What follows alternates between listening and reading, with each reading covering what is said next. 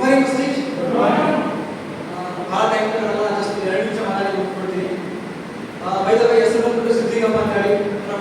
ಕಾಲೇಜಲ್ಲಿ ಹೋಗ್ತಿರ್ಬೇಕಾದ್ರೆ ನಾನು ಬಿಸ್ನೆಸ್ಗೆ ಹಾಲಿಗೆ ಪ್ರೆಸ್ಟೀಜಲ್ಲಿ ದುಡ್ಡು ಮಾಡಬೇಕು, ಆ ಥರ ಹೆಸರು ಮಾಡಬೇಕು ಸರ್, ಈ ಥರ ಹೆಸರು ಮಾಡಬೇಕು ಅಂತ ಯಾವುದೇ ಮೈಂಡ್ಸೆಟ್ ಇಲ್ಲದೆ ಇರ್ತಕ್ಕಂಥ ವ್ಯಕ್ತಿ, ಅತ್ಯಂತ ಬಡತನದಲ್ಲಿ ದುಡ್ಡಿರ್ತಕ್ಕಂಥ ವ್ಯಕ್ತಿ. ಬಟ್ ಒಂದು ಕಾನ್ಸೆಪ್ಟ್ ಅರ್ಥ ಆಗಿರೋ ಪ್ರೆಸ್ಟೀಜ್ ಒಳಗಡೆ, ಈ ಪ್ರೆಸ್ಟೀಜ್ ಒಳಗಡೆ ಕೂಡ ಕಿಡ್ನಿ ಸ್ಟೋನ್ಸ್ಗೆ ಕೂಡ ಸಿಗುತ್ತೆ ಅಂತ.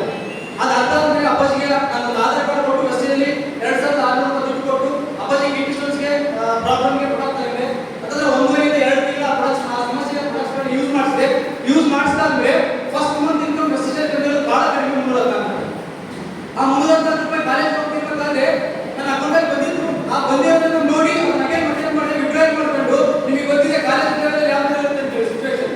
200 ರೂಪಾಯಿ ಕೊಟ್ಟರೆ ಅದೇ ಪಾಕೆಟ್ ಬೇಕು ದುಡ್ಡು, ರಾವೆಲ್ ಮಾಡಕ್ಕೆ ಬರುತ್ತೆ, ಟಿಫನ್ ಮಾಡಕ್ಕೆ ಬರುತ್ತೆ, ಟೀ ಬೇಕು ಬರುತ್ತೆ ಅಂತೇಳಿ ಇಕ್ಕಿನ ಮಮ್ಮಿ ಕೊಡೋದು ಏನು ಮಾಡಿದೆ, ಖಾಲಿ ಮಾಡಿದೆ. ಅಗೇನ್ ಮತ್ತೆ ದುಡ್ಡು ಬೇಕಾಯ್ತು, ಮನೇಲಿ ಕೇಳಿದ್ರೆ ಬೈತಾರೆ ಅಂತೇಳಿ ಒಂದು ಕಾನ್ಸೆಪ್ಟ್ ಅರ್ಥ ಮಾಡ್ಕೊಂಡೆ. ತಿಂಗಳು ಪೂರ್ತಿ ಕಾಲೇಜ್ ಹೋಗೋಣ, ತಿಂಗಳಲ್ಲಿ ಯಾಕಂದ್ರೆ ಒಬ್ಬರಿಗೆ ಕೊಡೋಣ 300 ಕೊಡುತ್ತೆ, ಅದನ್ನು ಪಾಕೆಟ್ ಮಾಡಿ ದುಡ್ಡು ಅಂತೇಳಿ ಅಗೇನ್ ಸೀರಿಯಸ್ನೆಸ್ ತಗೊಂಡು ವರ್ಕ್ ಮಾಡ್ತಾ ಹೋದೆ.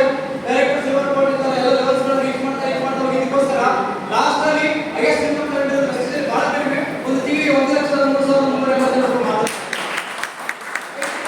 ಒಳ್ಳೆ ಬಿಸ್ನೆಸ್. ಬಟ್ ಇಲ್ಲಿ ಎಷ್ಟೋ ಜನ ಸ್ಟೂಡೆಂಟ್ಸ್ ಗಳಿರೋದ್ರಿಂದ ಲಾಸ್ಟ್ ಫೈನಲ್ ಒಂದು ಮಾತಾಡೋಕೆ ಇಷ್ಟಪಡ್ತೀನಿ. ಆ ಮಾತು ಏನು ಹೇಳಿದ್ರೆ, ಇವತ್ತು ಸುಮಾರು ಜನ ಇನ್ನ ಏನಿದೆ ನಮ್ದು ದುಡ್ಡು ದುಡಿಬೋದು, ಇವತ್ತು ಅಷ್ಟೊಂದು ಜನ ಕಾಲೇಜ್ ಹೋಗ್ಬೇಕಂದ್ರೆ ಏನ್ ಇವತ್ತು ನಾವು ನೀವೆಲ್ಲ ಅಂತಂದ್ರೆ ಸಬ್ಕಾನ್ಷಿಯಸ್ ಮೈಂಡಲ್ಲಿ ಹಾಕೊಂಡಿರ್ತೀವಿ. ಬಟ್ ನಿಮ್ಮೆಲ್ಲರೂ ಕೂಡ ನಾನು ಒಂದು ಮಾತು ಹೇಳ್ತೀನಿ, ಸುಮಾರು ಜನ ಮಟ್ಟಿಗೆ ಈ ಮಾತಾಡ್ತಾ ಇರ್ತೀನಿ. ಆ ಮಾತು ಏನು ಹೇಳಿದ್ರೆ, ಇವತ್ತು ಈ ದುಡ್ಡು ಮತ್ತೆ ವಯಸ್ಸು ಅಂತ ಎರಡು ಕೂಡ ಆಪೋಸಿಟ್.